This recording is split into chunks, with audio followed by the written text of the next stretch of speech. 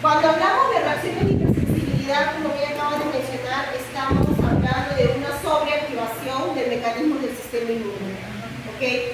Ahora, esta sobreactivación se realiza de una manera equivocada frente a antígenos que normalmente deberían ser inocuos. ¿Okay? Y esta respuesta, principalmente mediada por mecanismos de la respuesta inmune adaptativa, ¿okay? Que es lo que lo origina, ¿okay? Aquí estamos hablando de que puede llevar a una patología. Y dependiendo de la severidad de esta patología, ¿okay? Llevar a la muerte del paciente. ¿Okay? Este es en términos generales. Cada uno de ellos tiene diversos mecanismos, diversas células que están involucradas. ¿Okay? Entonces, cuando hablamos de reacciones de hipersensibilidad, tenemos 4 reacciones de hipersensibilidad. ¿Okay?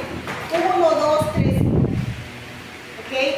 Y el objetivo de la clase de hoy, y a lo cual vamos a llegar, es que ustedes identifiquen las características generales de cada una de ellas. Es importante que realicen inclusive comparaciones. Al final, sí, inclusive aquí yo les regalo un cuadro comparativo de mecanismos de cada una de ellas para que les ayude a estudiar. ¿Okay? Y es importante aquí, ¿no?, reconocer las características de cada una de ellas, porque de eso depende el tratamiento que van a dar a la clase. ¿Okay? Entonces, cuando hablamos aquí, bueno, este es nuestro tema, ¿no? Para hablar de reacciones de hipersensibilidad, estamos hablando de reacciones exageradas, que los mecanismos inmunológicos tenemos que recordar cómo funciona el sistema. ¿Okay? Y hablar de las características y la clasificación de estas reacciones. Entonces, a realizar un repaso, no lo voy a hacer aquí, lo voy a hacer para finalizar la clase anterior. ¿Okay? Porque todos los mecanismos que voy a hacer de repaso ahorita les va a servir para poder explicar hipersensibilidad a ustedes en su seminario. Ya depende de ustedes cómo lo usan. Bien, entonces, si yo hablo de mecanismos de defensa, ¿cuántas líneas tengo dentro de mis mecanismos de defensa? 3 líneas, ¿no es cierto? ¿Qué implica cada una? A ver. Primera línea, a grandes rasgos, ¿no? Porque estamos recordando. Se supone que son conceptos que están frescos, porque si los tomo en el examen, están ahí, ¿no? En la memoria, y en el CPU, importantísimo. ¿Qué entendemos aquí en la primera línea? ¿Qué implica? Barreras, ¿no? Pensamos primera línea, barreras. Recuerden que una alteración en la barrera es un mecanismo que predispone una infección. Y eso lo vamos a resaltar, por ejemplo, cuando hablemos de aquí a 2 semanas de infecciones respiratorias. Si yo hablo de barreras, estoy hablando de barreras físicas, químicas, ¿y quiénes más? Microbiológicas, ¿no es cierto? Entonces, una alteración en esas barreras predispone un riesgo por infección. ¿Okay? Ahora, si yo hablo de las barreras físicas, ¿qué tengo yo?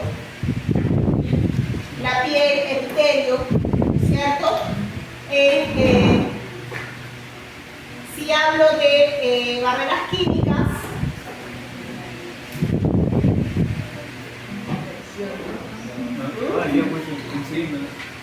enzimas, secreciones, ¿no? Por tipo de secreciones. Importante, por ejemplo, si hablo del epitelio, del aparato respiratorio de las mucosas, ¿no? Una alteración, por ejemplo, a nivel del epitelio, ciliado pseudoestratificado, ¿no es cierto?, predispone a infección. Por ejemplo, ¿no?, si hablamos de un cuadro de sinusitis aguda, es un cuadro que en el 90% de los casos estoy hablando de infección viral, ¿ok? Y significa autolimitada, el sistema inmune consigue controlarlo, ¿ok? No habría ningún problema, un rinovirus, ¿no?, un adenovirus, infección autolimitada. Pero, y aquí está el gran pero, ¿ok? El problema, la complicación es cuando hay una bacteria metida en el asunto, ¿no? Porque aquí ya requiere tratamiento de antibióticos en el mismo cuadro de rinosinusitis aguda, ¿ok? Quiero que razonen conmigo. Un factor que predispone en un 2 a un 5% de esos cuadros que se tienen por bacteria cuando el 90 y tantos por ciento son vivos, ¿okay? Que no hay ningún problema. Por ejemplo, un paciente que tiene una obstrucción a nivel nasal. ¿Okay?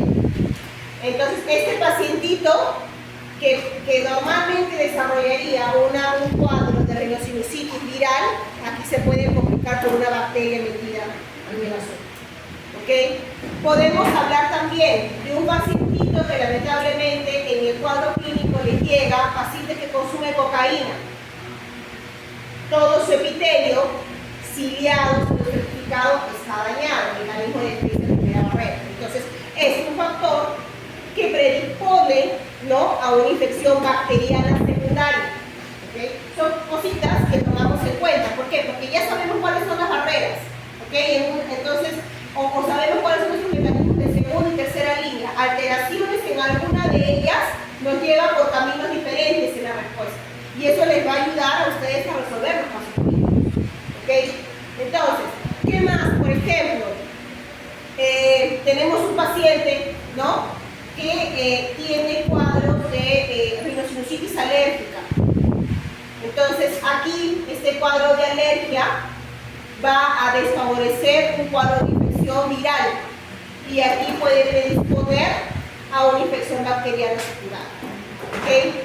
¿Y cómo predispone? Aquí tenemos, por ejemplo, es cierto que tenemos que tomar en cuenta, mencionaron muy bien, dentro de la primera barrera tenemos, aparte de epitelio, tenemos secreciones y tenemos aquí más, en la primera barrera.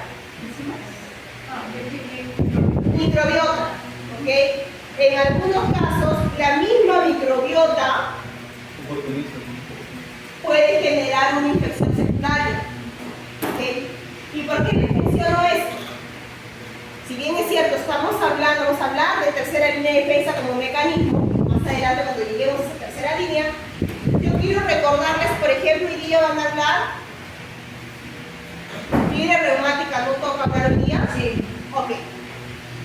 Fiebre reumática y glomerulonefritis postestreptocócica. ¿Alguien va a hablar? No. Ese es el grupo 2. En fin, me quedo con fiebre reumática. Si hablo de fiebre reumática, ¿okay?, uno de los orígenes es una infección por una bacteria.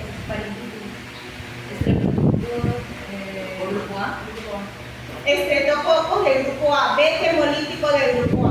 Nuestro amiguito, ¿no?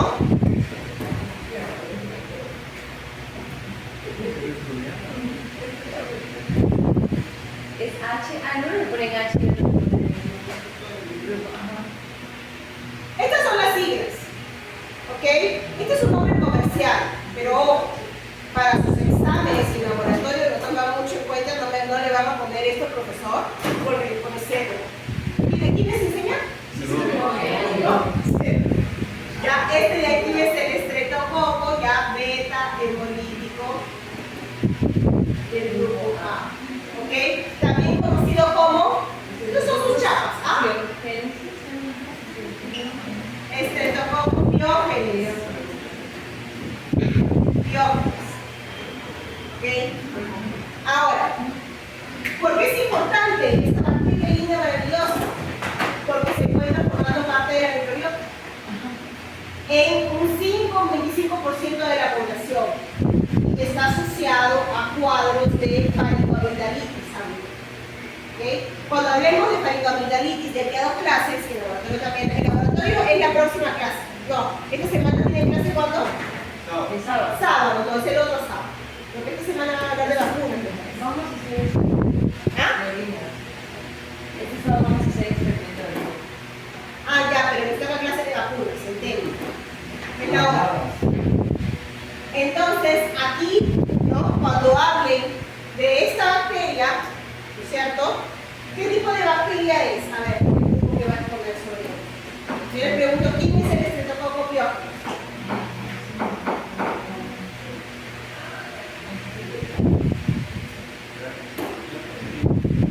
Gram positiva, es una bacteria gram positiva.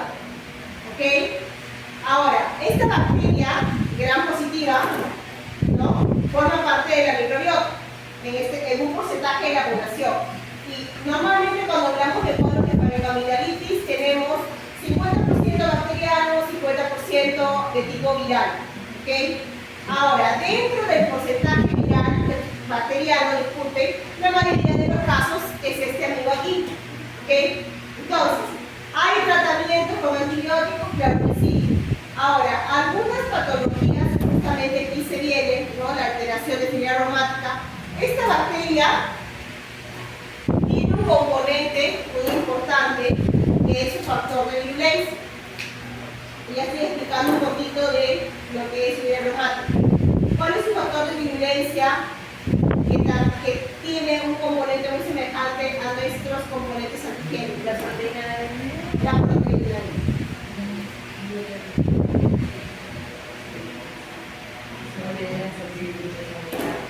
La proteína M se encuentra a nivel de la superficie de esta bacteria. el antibiótico. Entonces aquí, esta proteína M que se encuentra formando parte del componente de esta bacteria, que es un importante factor de virulencia. ¿Recuerdan el concepto de factor de virulencia? ¿No? ¿Qué es? Está relacionado a la patogenicidad, ¿no? A la enfermedad que puede originar. Entonces, si estamos hablando que la proteína M tiene esta bacteria, ¿ok? Y aquí se genera justamente el mecanismo de respuesta inmune de producción de anticuerpos frente a esta proteína M. El problema es que esta proteína M se asemeja en su estructura a un antígeno nuestro que se encuentra a nivel de nuestras células, como las células del corazón, gangliocitos, o también articulaciones. ¿Okay? Entonces, ¿qué es lo que hace? El anticuerpo que fue producido antiproteína M y que lo reconoce y que elimina la bacteria, va a terminar reconociendo de una manera equivocada nuestros antígenos propios. ¿Y qué es lo que va a hacer? Va a provocar destrucción de células como resultado. Y esta patología es lo que se conoce como fibra aromática. ¿Okay? Entonces, esto es importante porque una de las características de esta bacteria justamente es presentar ese tipo de proteína. Ahora, cuando hablamos de segunda línea, ¿qué células están involucradas? Dendríticas, natural killer, ¿tienes más?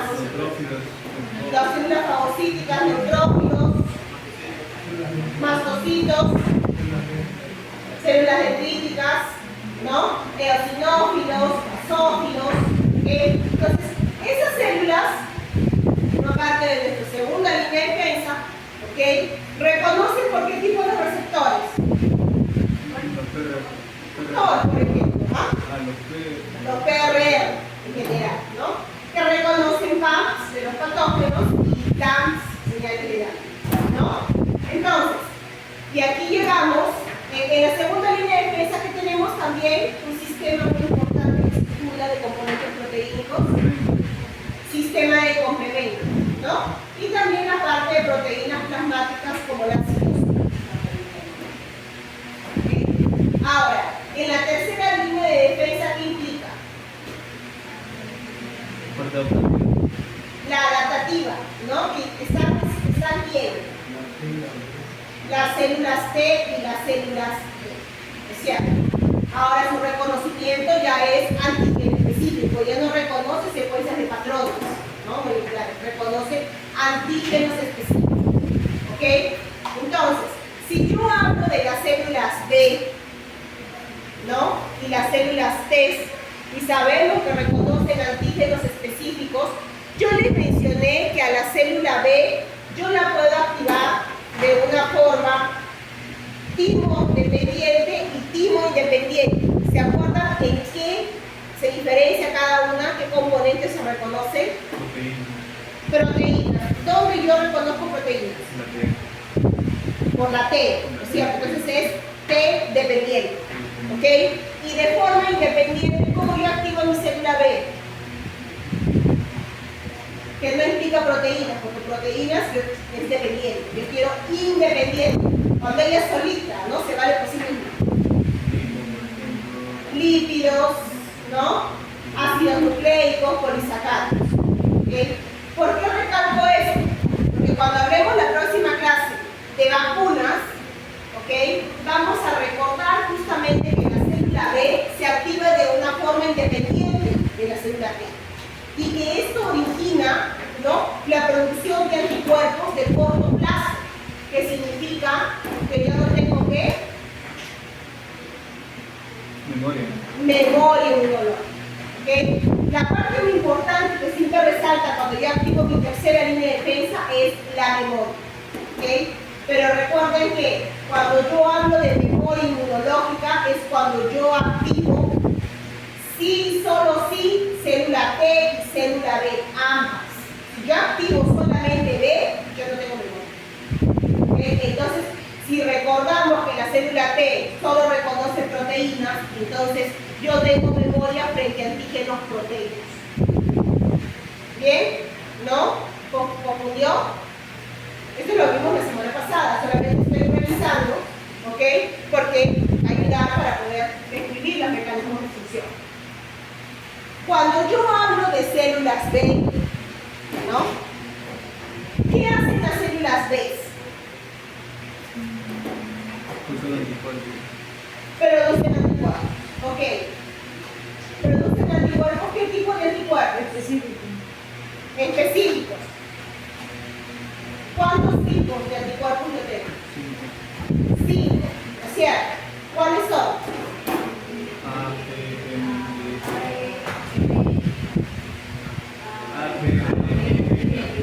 D.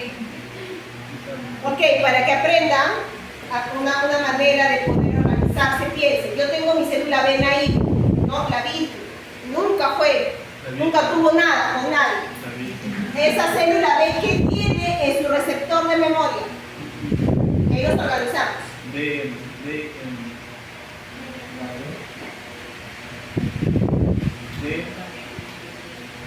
La D que es la olvidada de todo el mundo. Ah, ¿Ok? ¿Y quién más? La IG. ¿Ok? De estas dos, ¿cuál secreto? La IG. ¿Quién me dijo la IgA?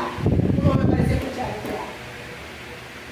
IgM es la que secreta, es la que se conoce como una proteína de fase aguda. ¿Ok? Una proteína que la primera es secretar. Entonces, esta es la primera que secreta. Porque la IgD solamente se queda como receptor de membrana. Entonces, tiene todo el sentido del mundo que lo primero que yo encuentre en una fase aguda sea la IgM, ¿no? Ahora, después, ¿qué otras inmunoglobulinas yo tengo?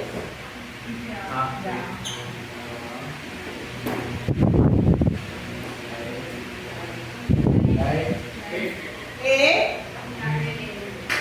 y la IgG, ¿ok? Justamente esta de aquí, ¿no? Es la que vamos a hablar bastante el día de hoy, porque se trata de hipersensibilidad de tipo 1, ¿no? Que es lo que va a exponer Vizcarra, con su compañero que no ha llegado todavía, que dice que está viviendo. ¿Sí? ¿No te toca aquí? ¿Ya vino? Ah, ¿ves? Ok. Ok. Entonces a ustedes los dos les toca hablar de hipersensibilidad inmediata, ¿cierto? Es el primer grupo que les toca hablar. Ok, entonces, tenemos aquí este tipo de inmunoglobulinas, ¿ok? Entonces, cuando yo activo una célula B, esta célula B, que recuerden que la célula B tiene varios tipos de receptores, ¿no? Por eso es que reconoce lípidos, ácidos nucleicos, ¿no? Ellos tienen receptores que reconocen justamente tipo TOL, tipo PRR, ¿ok? Tiene receptores para complemento, tiene receptores tipo Scavenger, la célula B tiene varios tipos de receptores, ¿ok? Entonces, cuando la célula B se activa, ¿ok? Uno va a pasar por cambios. Estos cambios por los cuales la célula B pasa, ¿ok? Se define, esto lo vimos la clase pasada, pero lo quiero dejar claro para continuar, ¿ok? Recuerdan que la reacción antígeno-anticuerpo se basa en esta este reconocimiento exacto, ¿no? Que lo deben haber escuchado como de una llave a un cerrojo, ¿ok? Donde cada uno de los dientecitos se va a encajar perfectamente. Ahora, ¿qué es lo que sucede? Miren aquí. Miren mi antígeno, ¿qué forma tiene? Cuadrado. Y el receptor, ¿qué forma tiene? Está ovalado, ¿cierto? ¿Ustedes creen que aquí va a encajar perfectamente? No. ¿Ok? Entonces, en este primer contacto, la célula B va a pasar por cambios. Y uno de ellos está relacionado justamente al reconocimiento del antígeno. Este cambio, lo vemos aquí, ¿ok? Vean cómo cambia de estructura. ¿Cómo está aquí la inmunoglobulina? Parece un cuadrado, ¿cierto? Se encaja exacto al antígeno. Este cambio que realiza la inmunoglobulina se conoce como maduración de afinidad. ¿Cuál es el objetivo de que se realice este cambio? Que se incremente la afinidad al antígeno. ¿Ok? Porque tiene que reconocerlo exactamente. Ahora, otro cambio que sufre la inmunoglobulina es justamente cuando pasa de receptor de membrana a soluble. Una de las principales funciones de las inmunoglobulinas es su función efectora, es la neutralización. ¿Se acuerdan qué es neutralizar? Cuando yo hablo de una acción neutralizante de un anticuerpo, inhibe, ¿es cierto? Inhibe el contacto del microorganismo con la célula algo, con la célula que va a infectar. ¿Ok? Entonces eso lo hace cuando cambia de receptor a secretor. Y otro cambio que realiza la inmunoglobulina está relacionado justamente a los isotipos. Esto de aquí son los isotipos de inmunoglobulina. Entonces este cambio de aquí se define como mudanza isotípica o cambios isotípicos. ¿Okay?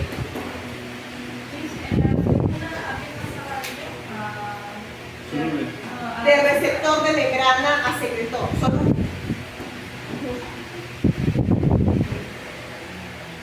Entonces, si yo hablo,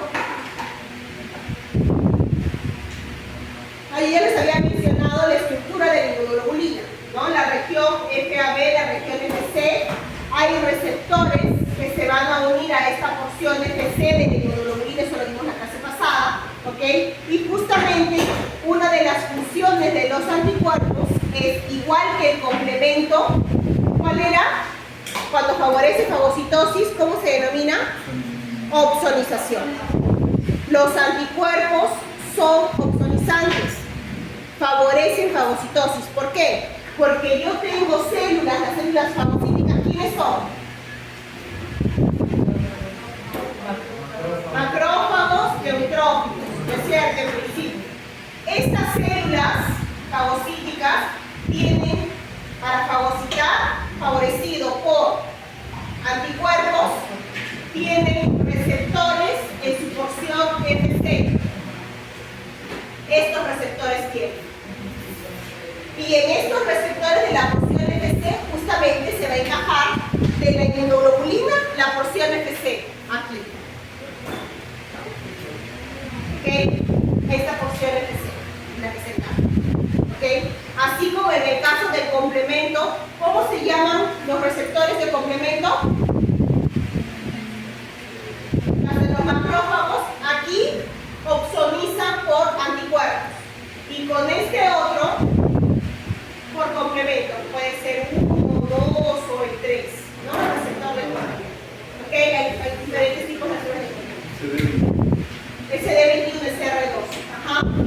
Entonces, en todo caso, ¿no? Y justamente por el CR2, el CD21, yo activo una célula B, porque la célula B expresa niveles altos de CD21, porque se activa por complemento la célula B. ¿Ok? Entonces, esto sucede para activar, ¿no? Son funciones efectoras del anticuerpo, que ya lo habíamos visto, lo estoy repasando. Si hablamos de los cambios que utiliza, por los que pasa la célula B, ¿okay? Estos cambios son realizados a nivel de lo que se conoce como centro germinativo, que son las regiones ricas en células B, ¿no? Entonces aquí, cuando la célula B reconoce el antígeno, ¿okay? Pero recuerden que cuando lo reconoce no encaja muy bien, no tiene mucha afinidad, ¿okay? Este reconocimiento va a originar el cambio en el receptor de inmunoglobulina. ¿En dónde? En la región variable, en la región que se acopla al antígeno. ¿Okay? Entonces, realiza este mecanismo que es la hipermutación somática, ¿okay? O mudanza o maduración laminar.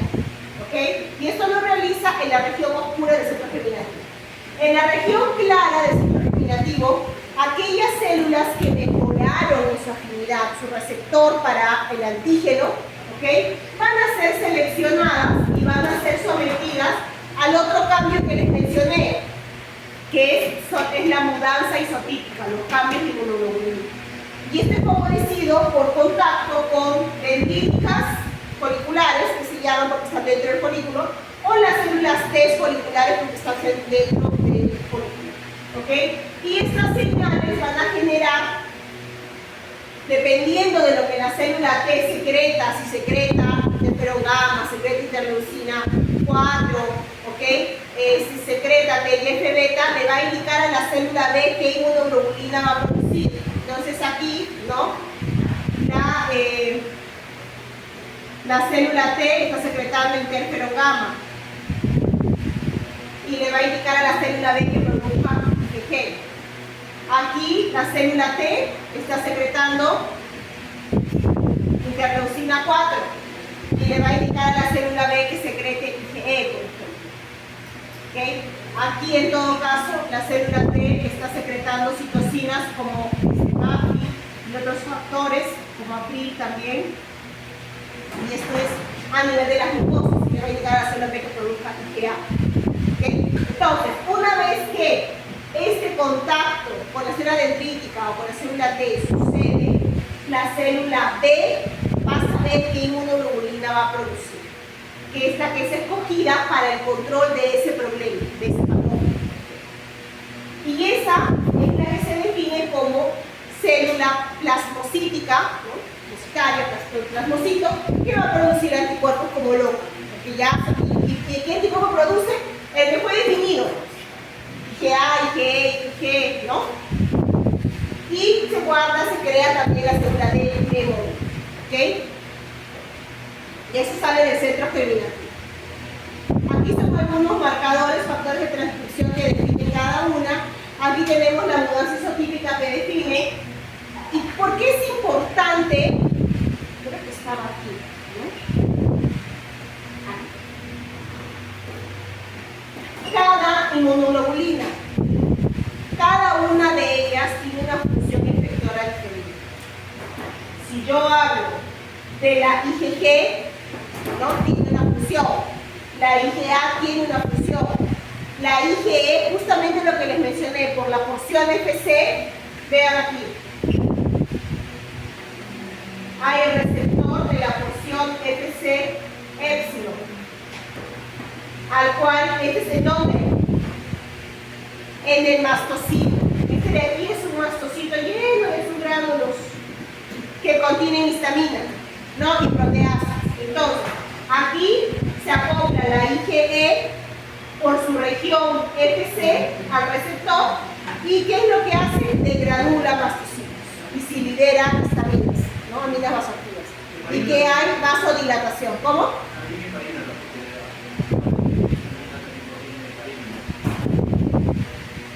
Heparina.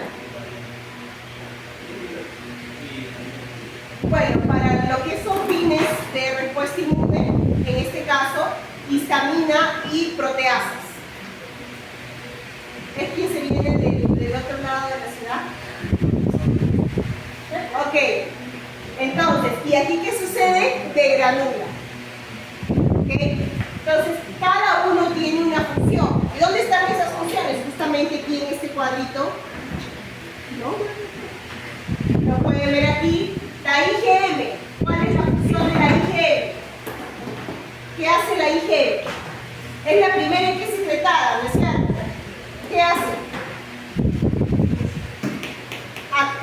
complemento. ¿Qué vía? ¿Okay? Aquí yo tengo, vean, la producción de interferón gamma de la célula T por contacto va a indicar que produzca el IgG1, que son sus clases de IgG3, ¿para qué? Para obsolesar, activar complemento y respuesta inmune neonatal, no transferencia neural de célula. Yo tengo la interleucina 4, que me produce justamente aquí. Si es interleucina 4, es una TH2, interferón gamma TH1, ¿no? ¿Y qué es lo que va a hacer? Le va a indicar que produzca o IgE o IgG4 para hipersensibilidad inmediata, ¿okay? O respuesta frente a el virus. Y aquí yo tengo la IgA, que tiene función neutralizante de las mucosas, todas las funciones. Y este es el mecanismo. Generalmente estamos hablando de recombinación somática en la región BDJ a nivel de lo que es el locus de inmunoglobulina, ¿okay? En la cadena pesada, básicamente. Entonces tenemos aquí las secuencias, ¿no? De las cadenas pesadas. Aquí estamos la MU de la IgM, delta de la D, IgG3, gamma y epsilon y alfa. Entonces aquí la recombinación es básicamente mediado por genes RAC, que se conocen, y realizan un corte splicing en la secuencia genética, ¿okay? Y lo que resulta es cada una de las inmunoglobulinas. Un detalle interesante es que cuando yo hablo de inmunoglobulinas, ¿okay? La IgM, cuando es soluble, se presenta en forma pentamérica, ¿okay? La IgA dimérica 2 y las otras son todas monoglobulinas, ¿okay? Ahora, ¿por qué es interesante esto? Porque si yo sé que la IgM, que es la primera que yo produzco, no tiene una alta afinidad porque todavía no pasó por el cambio, ¿no? Como es la que está en el receptor, no va a tener mucha afinidad por el antígeno que va a reconocer porque ella va a cambiar. Y cuando cambia, es que se va a volver, ¿no? Va a tener cambio a nivel de región variable, maduración de afinidad, y cambio a nivel de región constante, los isotipos, ¿ok? Pero la IgM en sí no tiene mucha afinidad por el antígeno que reconoce, ¿okay? Lo reconoce, pero no, so. Entonces, ¿qué es lo que sucede? ¿Qué es lo que compensa el hecho de que sea pentamérica? La IgM son 5 inmunoglobulinas que están unidas. Yo ya les mencioné esto, pero lo repito. Yo tengo, cada una una inmunoglobulina, ¿no? Cada una, unidas por cuenta. ¿Qué sucede? Cada sitio de aquí, ¿ok? Es un sitio de unión al antígeno. Entonces, en teoría, al tener una IgM pentamérica, yo tengo 10 sitios de unión al antígeno. Entonces, lo que tiene de baja afinidad lo compensa con avidez por el antígeno, porque tiene varios sitios de unión para el antígeno en la superficie, por ejemplo, de un microorganismo, ¿ok? Y recuerden que la estructura de las inmunoglobulinas tiene justamente lo que son las dobladizas, ¿cómo se llaman? Las bisagras. Las bisagras, estas bisagras, ¿no? Que le permiten a la inmunoglobulina expandirse y poder encajar en diferentes tipos de antígenos, ¿ok? Esa es la facilidad que tiene una IgM, ¿no? Y la IgA también, porque ahí tendría 4 sitios de unión. Ahora, aquí ven las características de cada una de las inmunoglobulinas, cuál fija complemento, cuál atraviesa placenta, cuál está relacionado a alergia, cuál está específico. Aquí también lo mismo. Y aquí las funciones efectoras de esos anticuerpos, ¿no? Porque aquí estoy hablando, por ejemplo, ¿no? del hecho de que el anticuerpo va a neutralizar. ¿Qué neutraliza? Microorganismos, toxinas. ¿Qué más va a hacer el anticuerpo? Ya mencionamos, opsoniza y favorece fagocitosis. ¿Qué más hace el anticuerpo? Todo esto por la porción FC, mira, el receptor para la porción FC. ¿Qué más hace esto, el anticuerpo? Por la misma porción FC que lo tienen los porciones fagocíticas, también lo tienen las natural killer. Y esto está relacionado al mecanismo que es lo que se conoce con las siglas de ADCC, citotoxicidad dependiente de anticuerpos, que realizan las NCAS, ¿ok? Y que es un importante mecanismo justamente de hipersensibilidad de tipo 2, ¿ok? ¿Qué más? Se activa complemento, bueno, ya sé cuáles son las funciones del complemento, ¿no? Porque ya los tengo claros. Opsoniza, promueve inflamación, porque los fragmentos que se generan son quimiotácticos, ¿no? Y lisis. Bueno, aquí yo tengo dónde van las células una vez que son generadas, tengo en la médula ósea y en el timo, ¿no? Y yo tengo estas células que van a circular. Son generadas en los órganos linfoides primarios y se dan a los órganos linfoides secundarios. Hay una parte muy interesante que está relacionado justamente a la maduración de los linfocitos y es lo que denominamos como educación de los linfocitos, que por ahí tal vez lo han leído, ¿cierto? En fin, cuando hablamos de los linfocitos B y los linfocitos T, ellos van a diferenciar lo propio del extraño porque fueron educados, donde las células B fueron educadas en la médula ósea y las células T en el timo. ¿Qué sucede? En este proceso de diferenciación de las células B y las células T y que se generan sus receptores de membrana en las B, inmunoglobulinas y en las T, el TCR, ¿ok? Esto de aquí se va formando y se va generando diversos tipos de señales de estímulos. Cuando estos estímulos dan un resultado fallido en estas células que se están formando, las células van muriendo, mecanismos de muerte, porque aquellos clones que no están bien formados no tienen por qué sobrevivir, ¿ok? Entonces, se va generando la expresión de algunos receptores de antígeno, ¿no? Proliferan, algunos no son muy buenos receptores, mueren y de nuevo. Al final yo tengo una célula B o una célula T con su inmunoglobulina, con su TCR, ¿ok? Con un nuevo receptor que ha sido generado, ¿ok?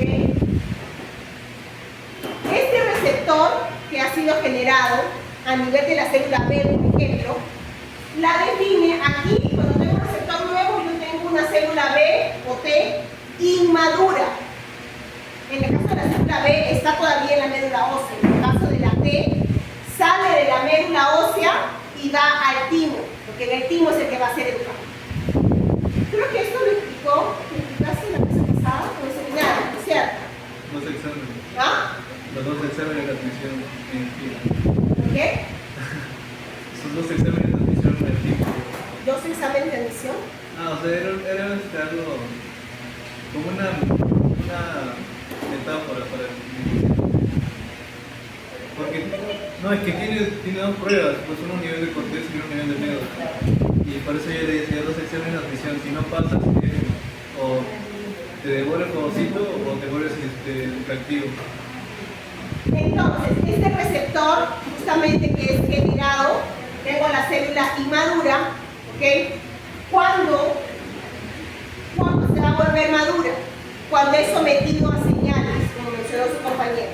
Estas señales es cuando la vas a someter a contacto con antígenos. Pero en este punto, ¿contra qué antígenos vas a someter estas células? Si están en la médula ósea, por ejemplo, en el timo. ¿Ah? Contra antígenos nuestros, son contra antígenos propios. Entonces, la respuesta en el contacto con esos antígenos propios va a determinar su selección. ¿Ok? ¿Qué sucede? Yo tengo mi célula nueva con su receptor nuevo. Este receptor va a ser sometido frente a nuestros autoantígenos.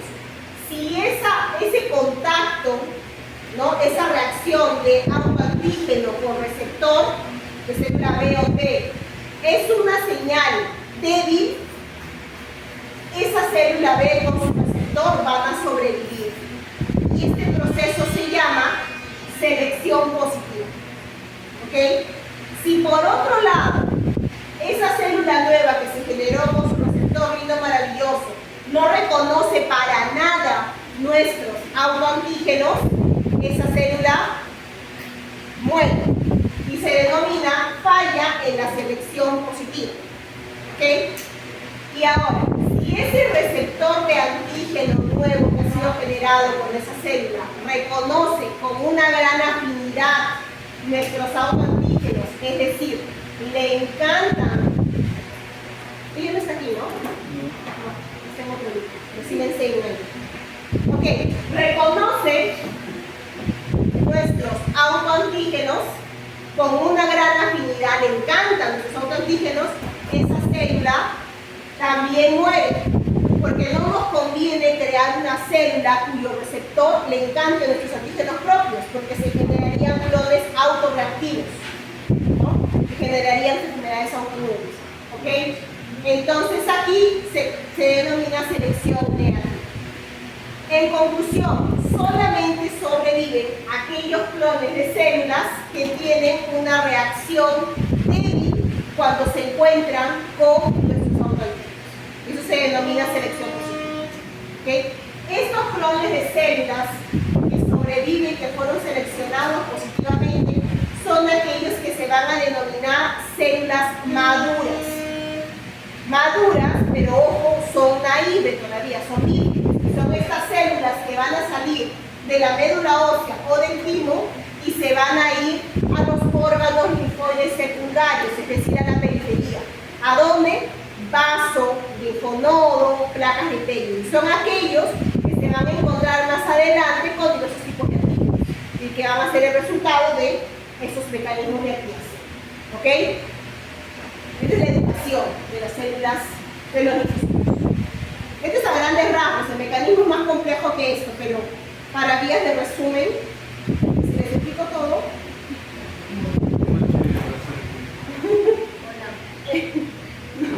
Es algo más para especialización, vemos la parte del cuarto. Bien, entonces, ¿quiénes son las APCs? Las células dendríticas, macrófagos, células B. Cuando hablamos de células profesionales, ¿ok? Una célula APC profesional tiene para presentar a la célula T CD4 y célula T CD8. Normalmente nuestras células tienen a presentar a la célula T CD8, ¿ok? Entonces, para esto, esta presentación de antígenos, ¿cómo se activa una célula T? ¿Una qué? Una célula T, ¿cómo la activo? Yo por contacto. Por contacto. Yo estoy hablando de la respuesta inmune celular. ¿Qué señales requiero para activar a la célula T? 3. ¿Cuáles son? Antígeno, coestimulador y Antígeno, coestimulador y citocinas, ¿no? Entonces,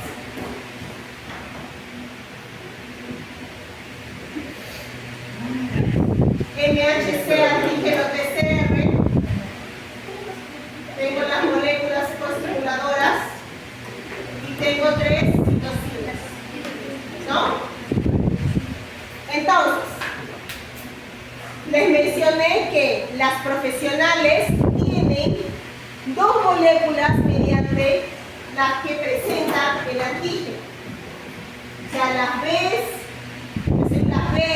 células dendríticas y los macrófagos tienen 2 moléculas de estas complejos mayor histocompatibilidad para presentar a la célula T. Y una de ellas es MHC1 y la otra MHC de tipo 2. Con el complejo mayor histocompatibilidad de tipo 1 la tienen la mayoría de nuestras células, con excepción por ejemplo de las hemáceas. Las hemáceas no tienen MHC. ¿Y qué es lo que hacen nuestras células propias? Exponen los antígenos intracelulares, a nuestros autoantígenos. Entonces cuando la célula TCD8 identifica este MHC1 con mi antígeno sano, con mi antígeno significa que la célula está sana y no se activa. ¿Ok? Esto es para la célula TCD8. Pero cuando el antígeno que le presenta este MHC, que es un antígeno de un virus, por ejemplo, lo reconoce como extraño y aquí se activa la célula. Esa es la diferencia. Ahora, el MHC de tipo 2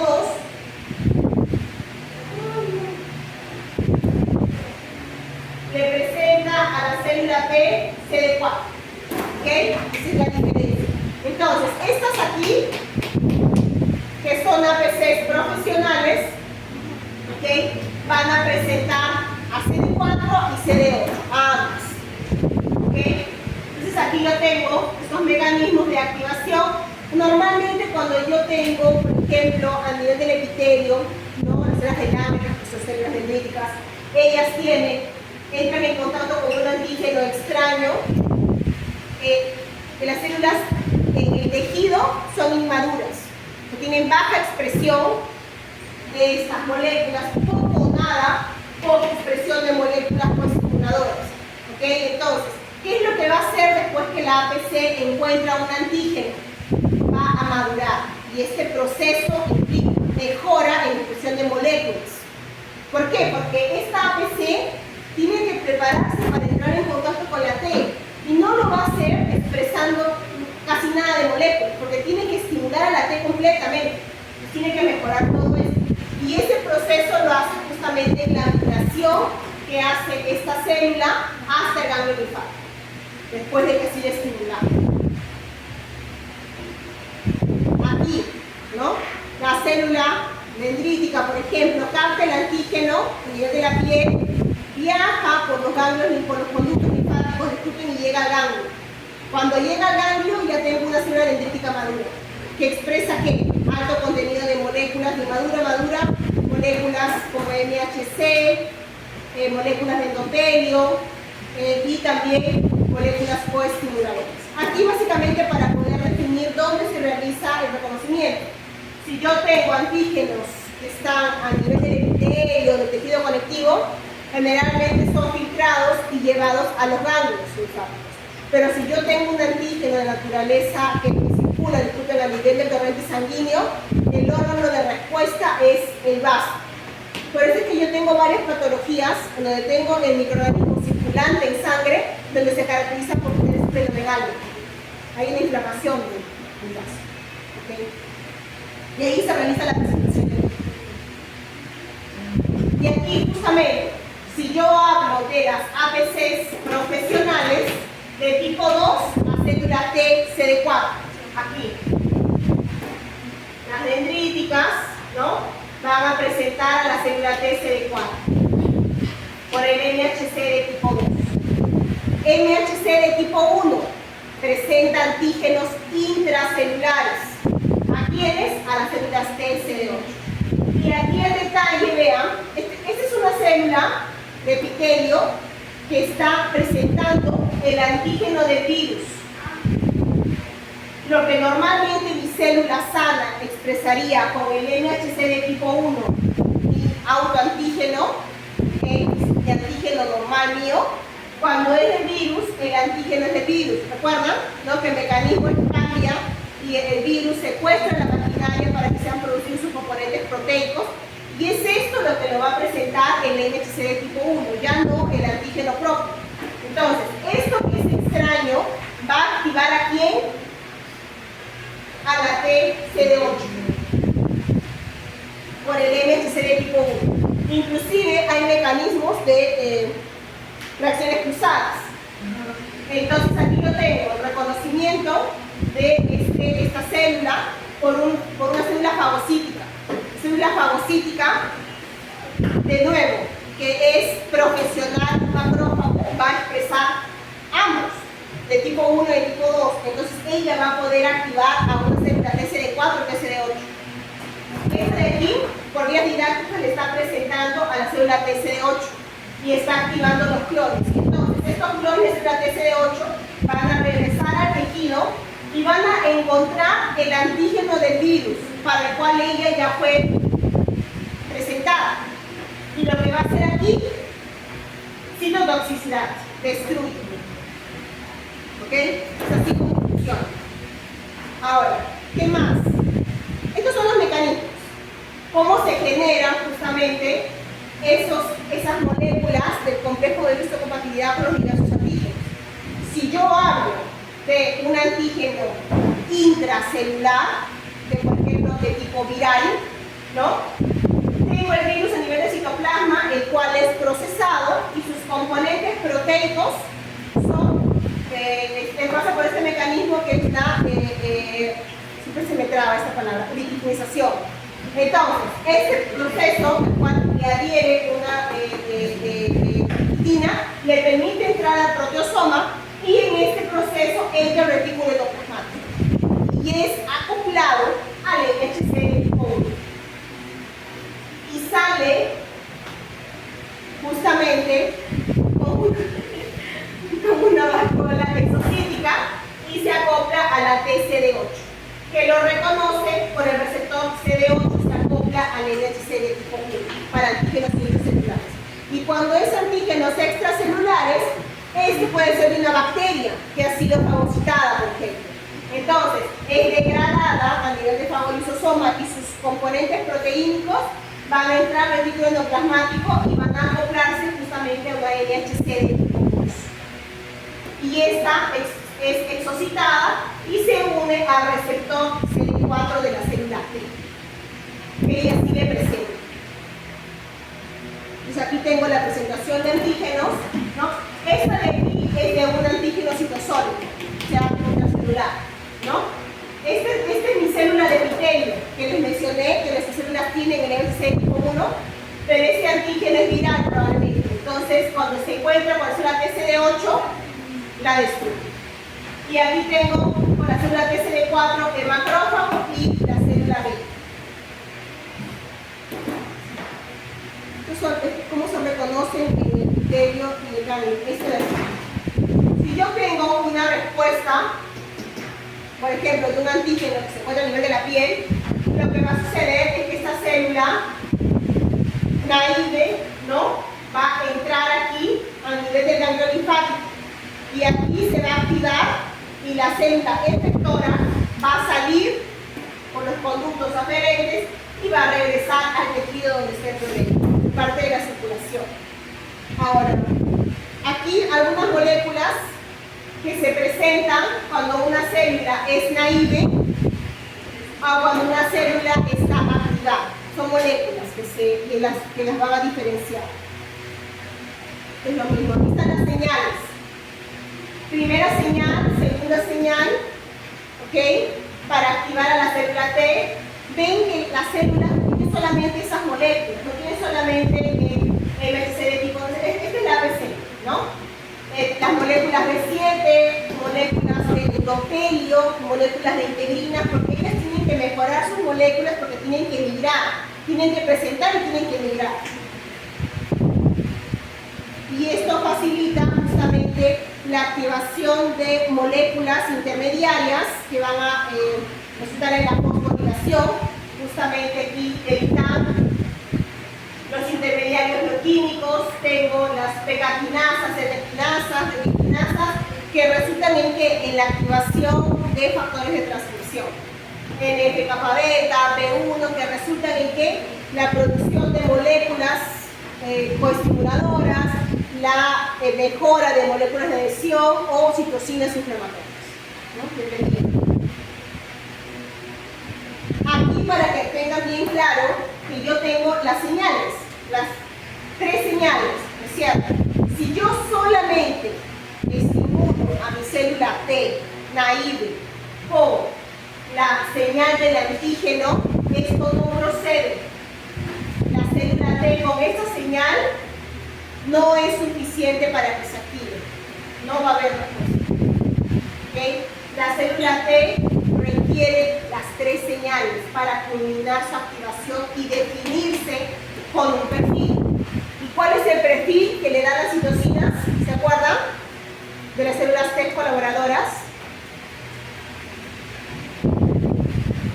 TH1, 2, reguladora, folicular, TH17. Esas son las citocinas. Está más de la interacción de las moléculas. Cuando la célula T está en reposo, tiene ciertos procesos metabólicos, la fosforilación oxidativa, y tenemos cuando prolifera, requiere mayor captación de oxígeno, y aquí tenemos una glucólisis oxidativa. Aquí como activo una célula B, su receptor 2, está para complemento 2, su inmunoglobulina. Como pueden ver, así como la célula célula T, la célula B, su BCR, requiere varias moléculas, que justamente son las que tienen los componentes que van a ser fosforilados para ser activados. Estos son mecanismos de defensa, que lo vamos a ver más adelante. Aquí vemos mecanismos de defensa, por ejemplo, para bacterias. Tengo una bacteria y que es reconocida por la célula B. Ven aquí sus receptores. Entonces tengo producción de anticuerpos, ¿no? Aquí, ¿para qué me sirve el anticuerpo? De nuevo, para neutralizar, ¿ok? Para opsonizar, porque se reconoce por las funciones que se del anticuerpo, y se activa un complemento también, opsoniza, genera inflamación y más, complejo de ataque de virus. Algunas cosas son repetitivas, pero para poder ir cerrando conceptos. Si yo tengo una bacteria y yo tengo la activación de la T, en la diapositiva anterior era la B, aquí es la T, o la dendrítica, por ejemplo, la dendrítica captó el antígeno de la bacteria y le procesó y le presentó a la T, CD4. ¿Qué va a hacer la T, CD4? Produce diversas citocinas. ¿Para qué? En este caso promueve inflamación también, porque por ejemplo, si yo tengo una célula T que está produciendo interleucina 17, estoy hablando de una TH17, ¿ok? Que produce interleucina 17, y esto es importante, ¿por qué? Porque recluta polimorfonucleares neutrófilos. Está hablando de inflamación. Si la célula T me produce TNF, está promoviendo cambios, ¿no? Es una citocina endócrina. Entonces va a activar endotelio, va a activar este hígado para que produzca justamente las proteínas de fase aguda, ¿ok? O interleucina 6, y también va a activar a nivel del sistema nervioso central en el hipotálamo la activación de ácido araquidónico, y tengo que prostaglandinas leucotrienos. Entonces todo tiene acción sistémica, promueve inflamación. Si tengo una célula T que produce interferón gamma, estoy hablando de una TH1 que está activando aquí macrófagos. Y eso lo vimos la semana pasada cuando dieron el examen. Sistema de activación macrofágica. ¿Okay? Y aquí tenemos otras citocinas que en realidad están promoviendo respuesta de anticuerpos. Tengo aquí los perfiles de células T, 9, TH1, ¿no? TH2, TH17, y esto se define como factores de transcripción y citocinas que expresan cada uno. Este cuadrito, creo que les mencioné, revísenlo para que vean los diversos perfiles de células T. Entonces tengo mi célula T que sale del timo, que sale como una TH0, que no se encontró con nada todavía. Y esta se puede definir como TH1 cuando se encuentra con virus, con bacterias, TH2 con alérgeno o parásito, TH17, TH17 cuando se encuentra con hongos y con bacterias. Tengo aquí T folicular cuando se encuentra en el folículo, en el centro germinativo con todo, ¿no? Entonces cada una es un perfil. ¿Cómo se genera? Porque tiene señales de instrucción que las da ¿quién? Las APCs. Aquí tenemos citocinas que secretan moléculas, factores de transcripción a nivel del núcleo, IBET, beta-3, ROR, lo que les mencioné, BCL6, OXP3.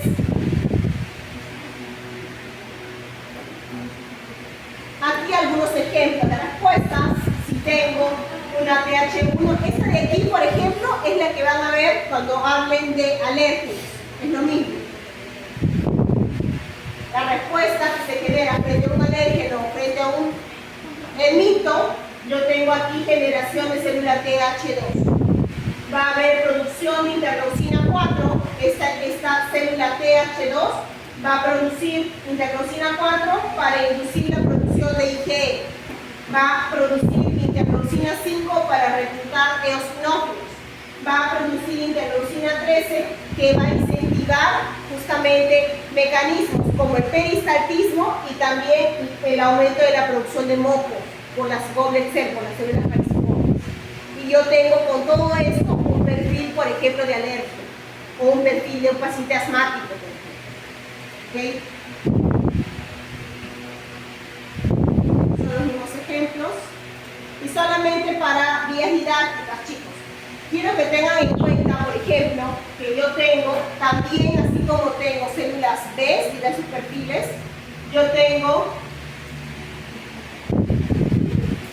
Han venido al colegio, ¿no? Bueno, es el lunes. ¿Se acuerdan cuando eran colegiales? Y decía, estudien esto. Hasta el lapicero se le cayó a su compañera de impresión. Ok. Recordó cuando era inocente. Todos ya caímos. Ok, entonces. ¿Ah? No, es que a veces uno piensa que quiere estudiar algo y termina estudiando otra cosa, ¿no? Porque las cosas no siempre son lo que te presentan, ¿no? Bien. Entonces aquí, ¿no? Tenemos justamente los perfiles de células T, tenemos subpoblaciones. Normalmente todo lo que sabemos de células B se conocen por definición de las células B de tipo 2, que son las foliculares. Estas células B foliculares reciben su nombre porque están a nivel del folículo, que es lo que es el centro germinativo. ¿Okay? Pero aparte de ellas, son estas de aquí las que interactúan con células T y las que hacen las mudanzas. ¿Okay? Pero tenemos otros tipos de células B. Una de ellas son las que se conocen como B1, que están a nivel del peritoneo. Estas células B1 son de una respuesta, a pesar de ser células B linfocíticas, su respuesta está más paralineante. ¿Okay? Actúan con los anticuerpos que producen, básicamente puro IgM, no hay mudanzas. Y aquí los otros de tipo 2, que también fueron últimamente reescritas, bueno, ya vamos de más décadas, ¿no? Los linfocitos B de la zona marginal. Estos de aquí están relacionados, ¿dónde se encuentran? En la zona marginal del vaso. Y son aquellos primeritos en entrar en contacto con todo antígeno circulante en sangre. Porque filtra el vaso y el primero que se encuentra ahí es la célula B, esa célula B. Es la que inmediatamente produce kilos de IgM, ¿ok? Mientras va ganando el tiempo para que se generen los cambios de quién? De la folicular. ¿Okay? Y las reguladoras. ¿Ok? Entonces, hasta aquí tenemos los conceptos de células T, en lo que hablamos de la tercera línea de diferencia. Aquí este cuadrito compara las características de las células B foliculares, zona marginal y de peritoneo. Bien.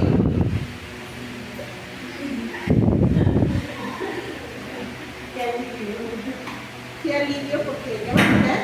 No, ¿cómo suspiro de alivio? Bien, entonces ahora vamos a iniciar con las reacciones de